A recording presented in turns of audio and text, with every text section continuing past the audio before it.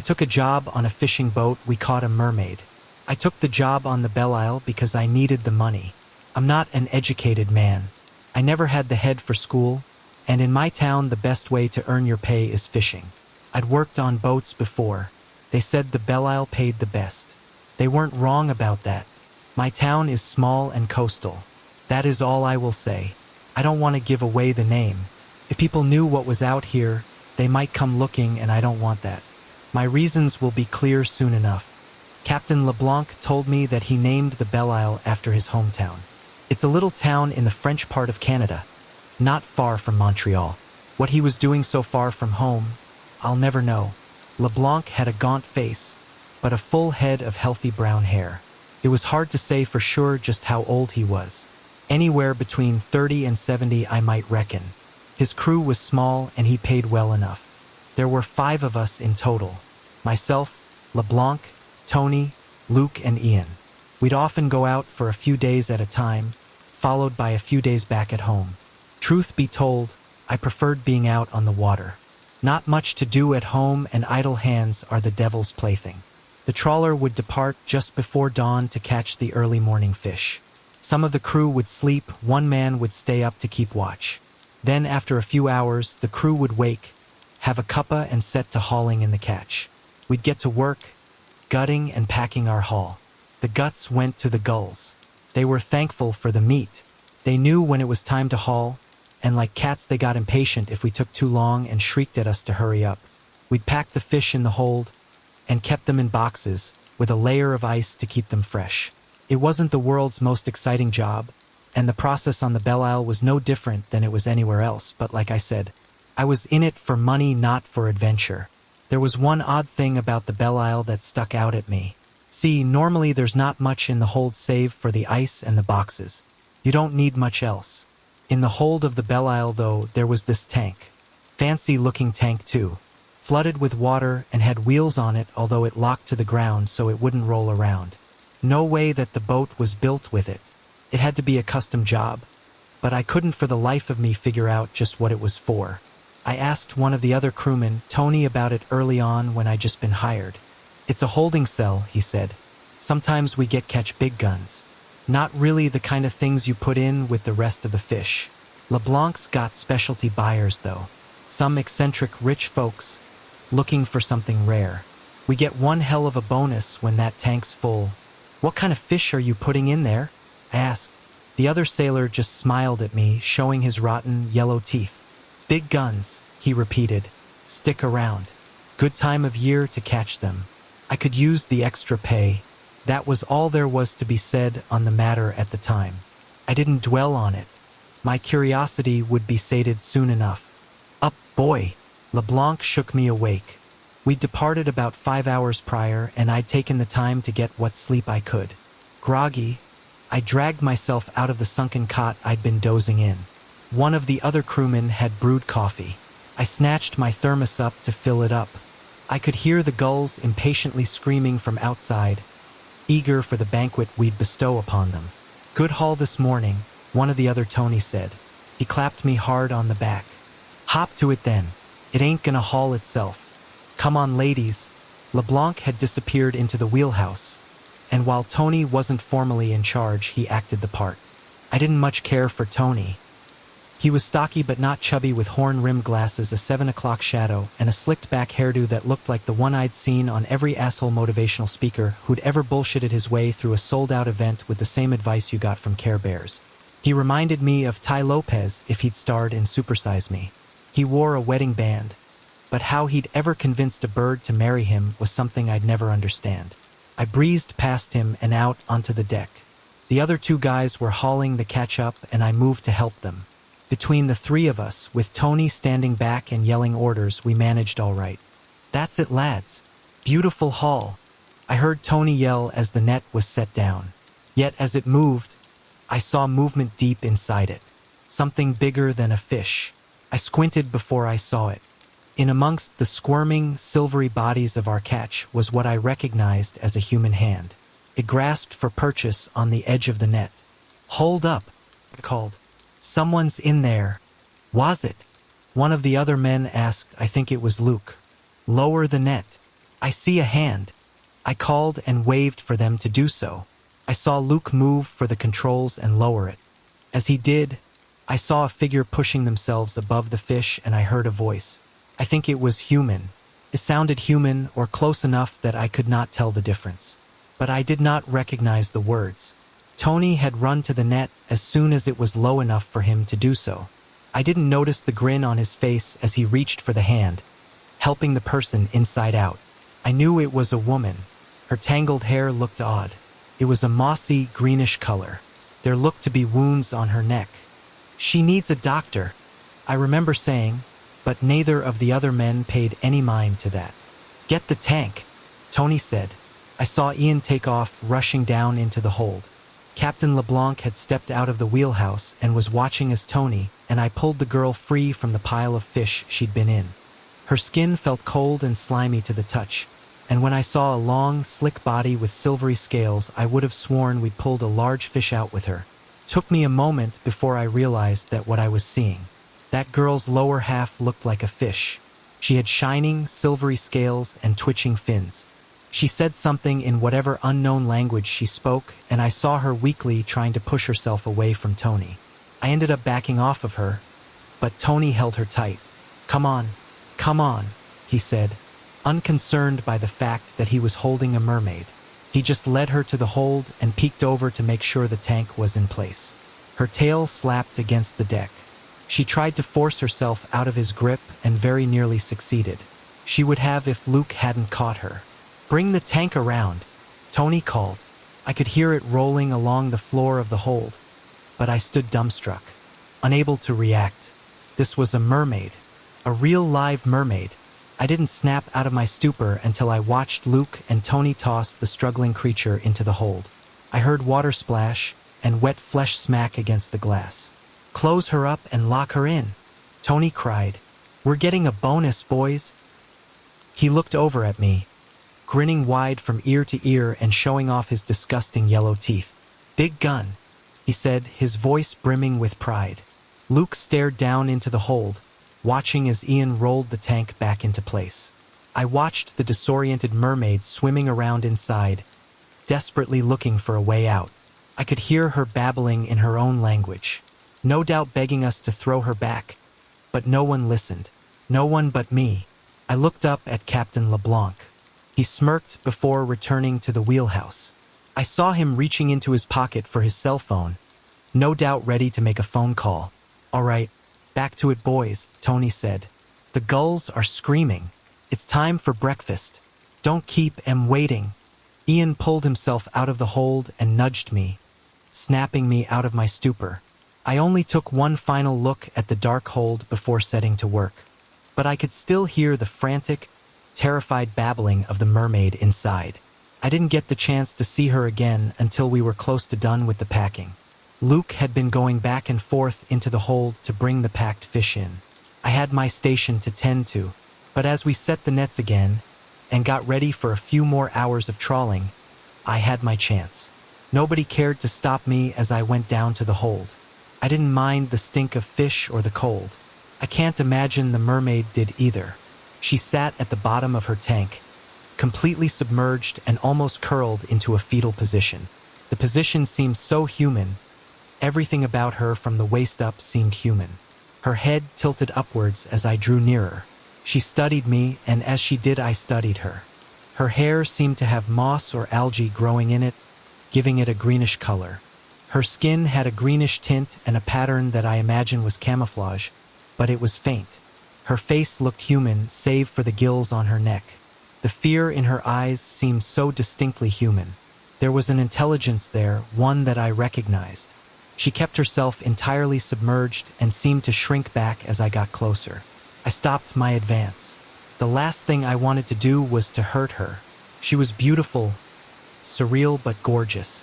She was an old legend come to life, and she lived up to it in every aspect. Odd little things, ain't they? Luke asked. I heard his boots thud onto the floor behind me and turned to see him walking up to me. Yeah, I replied. Very, look just about human, right? He asked. Threw me for a loop the first time too. I hear there's inland ones, fish folks like this. but they can pass as real people.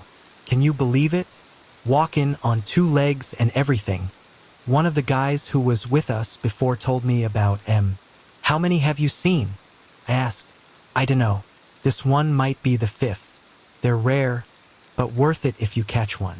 Most folks lose If you don't trap quick, they get away on you. Usually they're disoriented after coming out of the water, but last year we had one that tore right out of the net.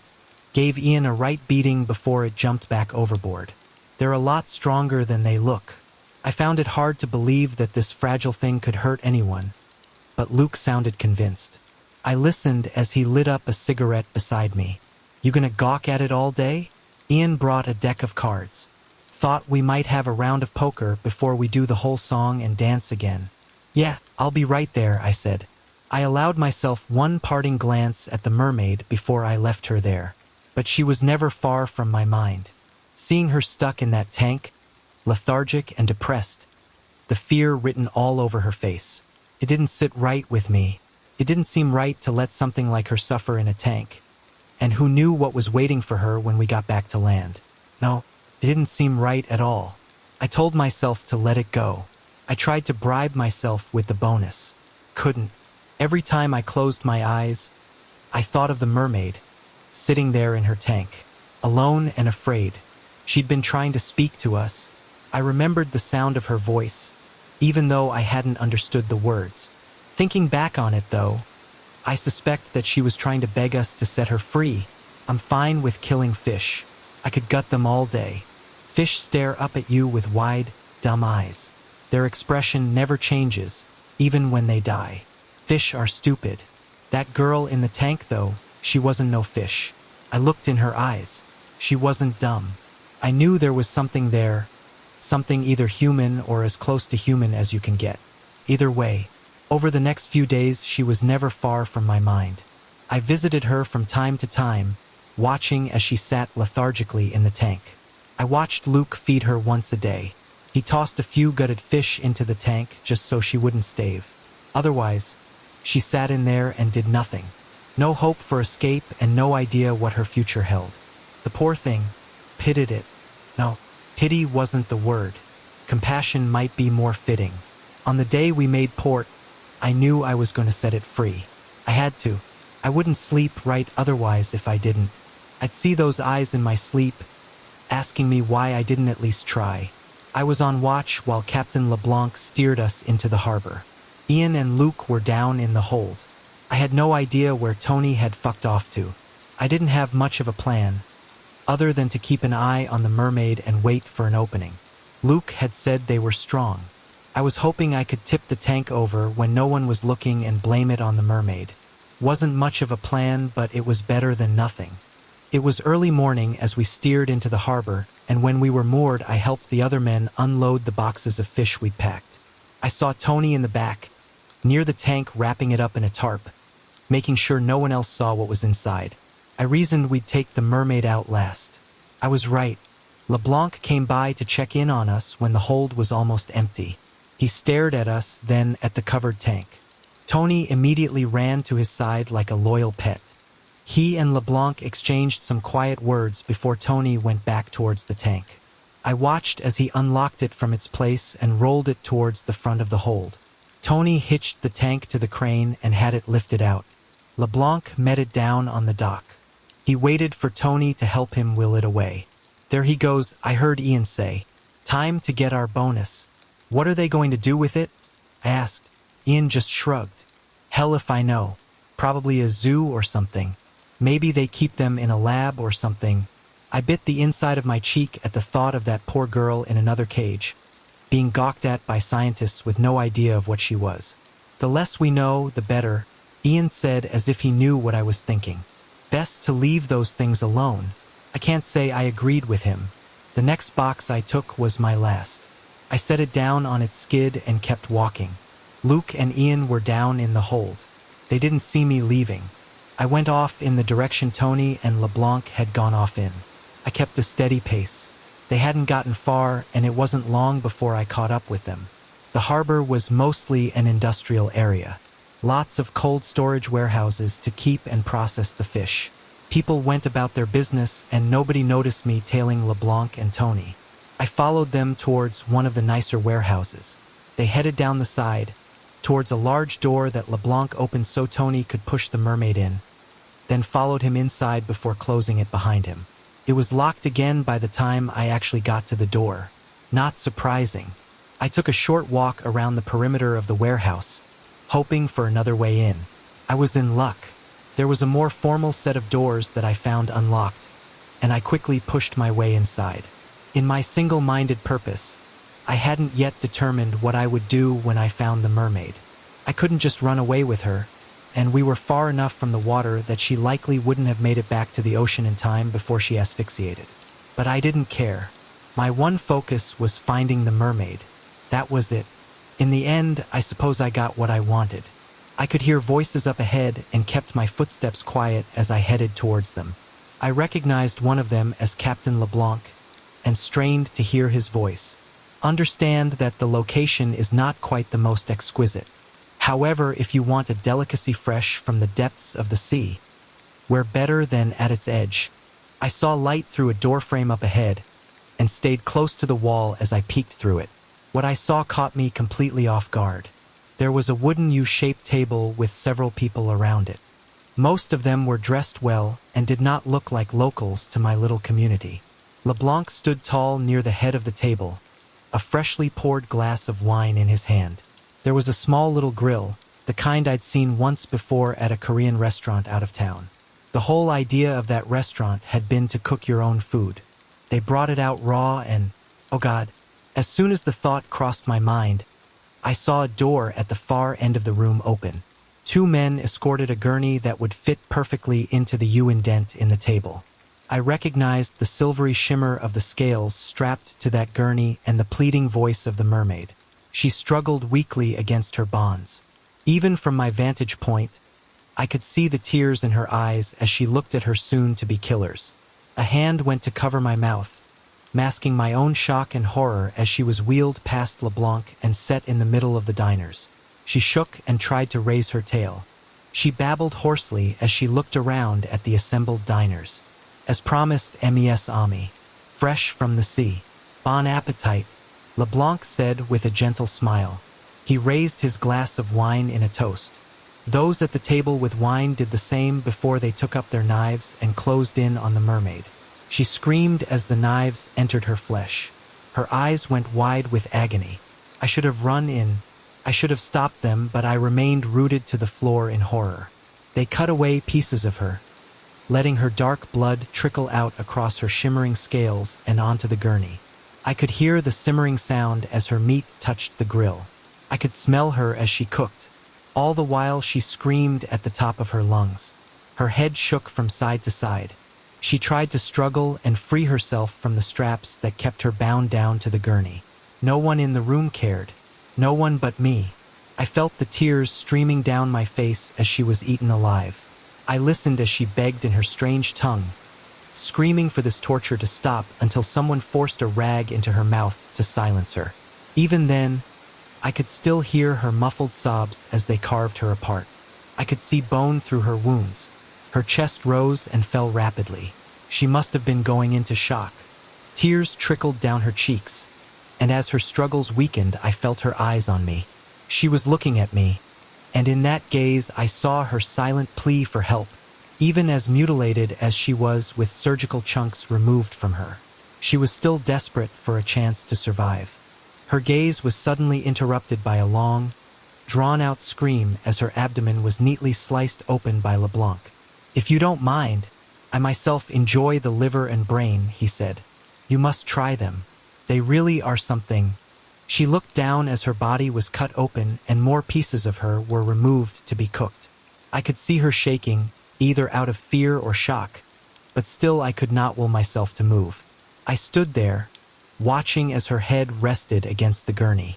Her rapid, terrified breathing was slowing. How much blood had she lost? I watched as it got slower amongst the dinner party around her. Slower, slower, slower. She barely seemed to react to each additional cut taken from her flesh or the additional organs removed from her body. Her last exhale barely left her. I could see her lungs deflating and her eyes staring vacantly up at the ceiling as she faded, unwilling and afraid. I watched her die. I saw the very second where she simply stopped. I think that out of all the people in that room, I was the only one who did. I don't remember leaving.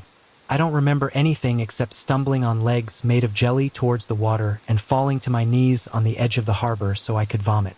Then I hugged myself tight, crying in shame, horror, and disgust at what I had just seen. They'd eaten her alive. Despite her obvious fear, despite her obvious will to live, they ate her and they didn't even have the common fucking courtesy to kill her before they started.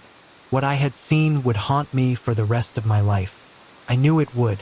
I felt that in my very soul. I had let that mermaid die. I would not make that mistake again. I was fortunate that I had a few days off after what I saw. It allowed me, at the very least, enough time to compose myself. The bonus I got was generous, but not enough to allow me to let what I'd seen happen again. There was no amount of money that would make that acceptable. When the time came for the Belle-Isle to go out again, I didn't speak a word of what I saw. I focused on my work as best I could.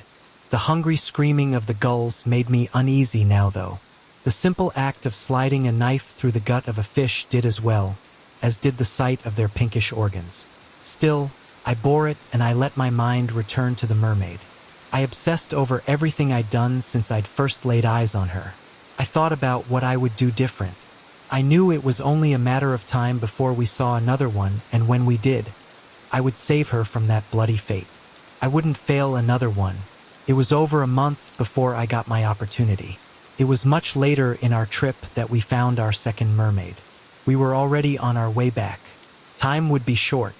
As the net rose out of the water, I could see her arm hanging out. She was desperately trying to pull at the net and break it to escape. "Ho ho! We've got a big gun, boys!" I heard Tony yell. Luke let out a cheerful whoop as he brought the crane around to deposit the hull onto the deck. Ian had already taken off to get the tank and will it into position so we could toss her in, just like we'd done before. I could see the mermaid struggling in the neck. She displaced fish as she fought to get free. She was far more spirited than the other one had been. Her scales had a greenish sheen to them. Her messy hair had the same algae in it, but she cursed at us in the same foreign language.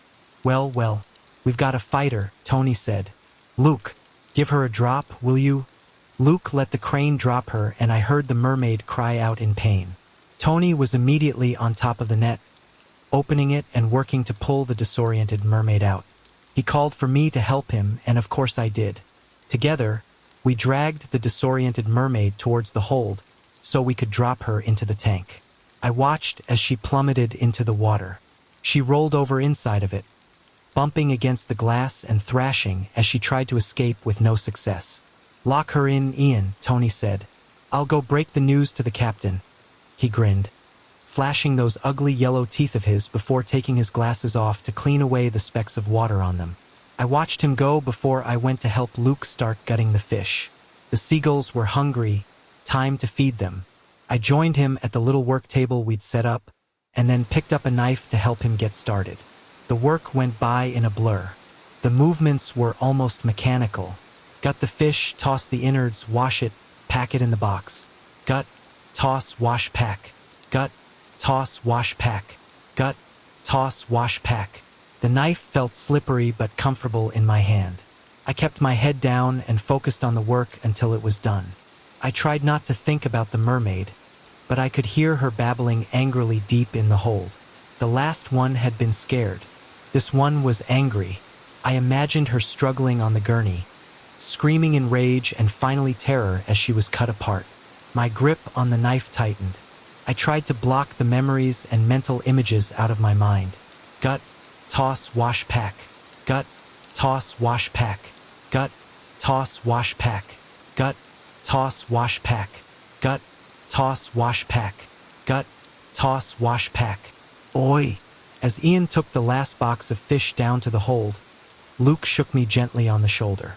"We're having a game of poker. You win." "Yeah." "Gimme a minute. I'll clean this up," I said. He nodded. "All right then. Thanks, mate." He patted me on the shoulder and took off. The knife still sat in my hand. I didn't let it go. I set to work, cleaning up the tables and putting most things away. The knife stayed on my person though. The sun was starting to go down. We were due in port sometime tomorrow in the early afternoon. I wondered if they'd eat the mermaid immediately again. Or perhaps they rushed to get her served since we'd gotten in a little late. It hardly mattered. I looked up towards the wheelhouse where Captain LeBlanc was. I could see him through the window, looking out at the darkening horizon. He'd probably weigh anchor for the night soon enough and turn in. I could see some coastline nearby. Not our port, but close enough to land. We were on our approach back home. These waters weren't good for fishing. Too shallow, too many rocks. I could see the lights of civilization far in the distance and a few boats even closer to shore. A good distance ahead of us, I could see a small outcrop. Too small to be an island, but awfully far away from land. I was sure I'd seen it before, but I'd probably paid little mind to it. It was never important to me before. We'd pass it in a good 15 minutes or so. Tony, Ian, and Luke were all below deck, not in the hold. No doubt having a drink, playing cards, and getting ready to turn in. I knew they were waiting for me. Not wise to keep them waiting for too long. With the knife in my hand, I turned and headed up to the wheelbox. Captain LeBlanc barely turned his head to acknowledge me as I entered. "Something you need?" he asked. His tone was level, not angry, inquisitive. I remembered the way he'd cut the screaming mermaid open. "If you don't mind, I myself enjoy the liver and brain," he'd said. I wondered if he'd eaten her brain. LeBlanc looked over at me, confused by my silence. He said my name, tearing me out of my thoughts. "Is everything all right?" he asked. I looked him dead in the eye. The knife was gripped tightly in my hand. He hadn't noticed it yet. It was now or never. He'd gutted her, without so much as flinching as she'd struggled. He hadn't seen her basic humanity, and yet here he was, on the verge of killing yet another beautiful creature, and again I felt as if I could not lift a finger to stop him. I stared into his eyes, my own wide as I felt myself shaking.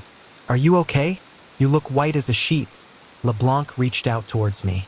The next thing I knew, the knife was in the side of his neck. I'd launched myself at him, forcing us both to the ground as his hot blood spurted over my hands. I pulled the knife free of him.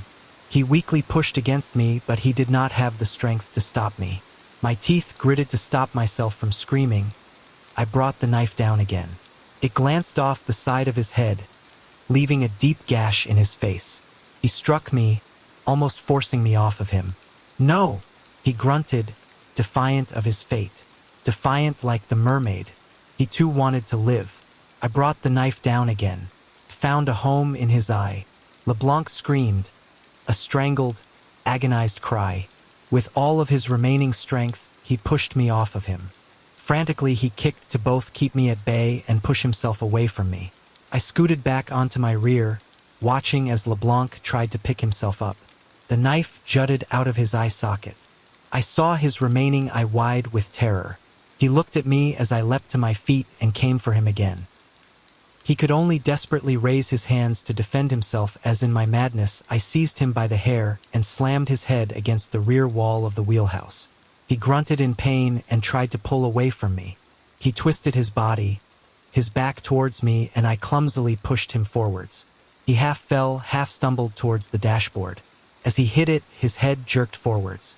It must have been simple bad luck that it struck it at the wrong angle. The knife was forced further into his skull, and LeBlanc's legs gave out beneath him. He sagged to the floor and hit the ground with a heavy thud. Then there was silence. He did not move again. Blood pooled around his head from his many wounds, and all I could do was stare helplessly. I looked down through the window at the deck. I was alone. Ahead, I could see the rocky outcrop. I remembered what I had set out to do now. I tore my eyes away from LeBlanc and put my hands on the wheel. Slowly, I steered the Belle-Isle towards the rocks and increased our speed. The engine would do the rest. With the course set, I made my way out of the wheelhouse and down to the hold. The tank waited for me, and in it I saw the mermaid. She was a vision to behold, just as the last one had been. She looked up at me as I drew near, pressing her hands against the glass and watching me as I worked. "You'll be free soon," I promised her. She didn't reply.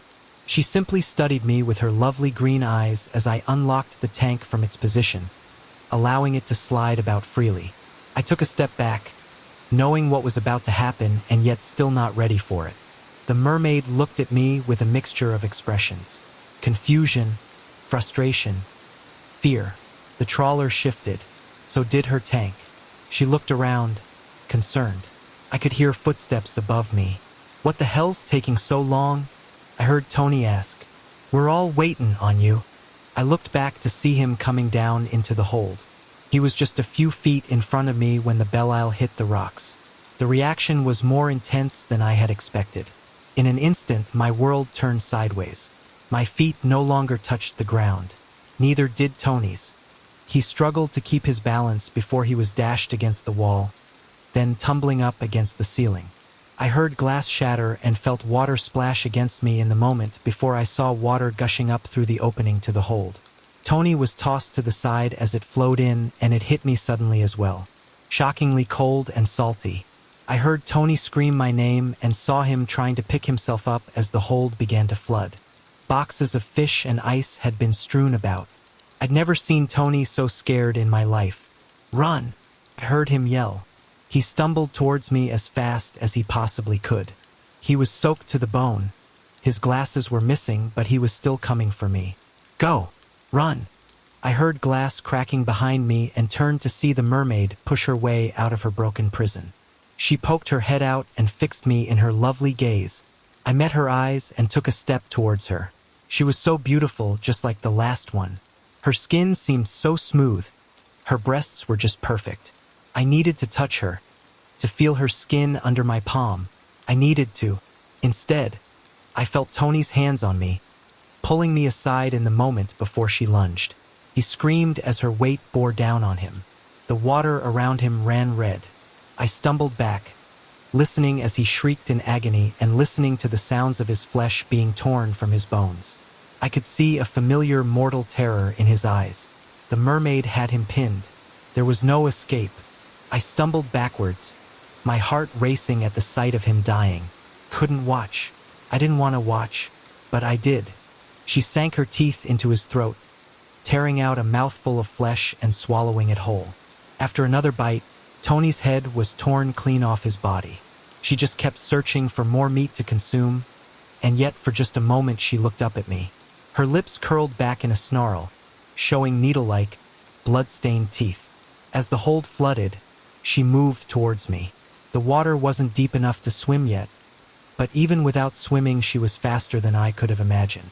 Her body twisted like a snake as she raced towards me, using her arms to move herself forwards. I backpedaled as fast as I could before suddenly the ground beneath me gave out. I'd reached the entrance of the hold and I fell backwards into the deep, dark waters. I kicked and struggled to find my way to the surface. All I found was the inverted deck of the Belial. My lungs screamed for air as I felt along it until I reached the edge. Then I shot up to the surface, breaking it and sucking in greedy lungfuls of air.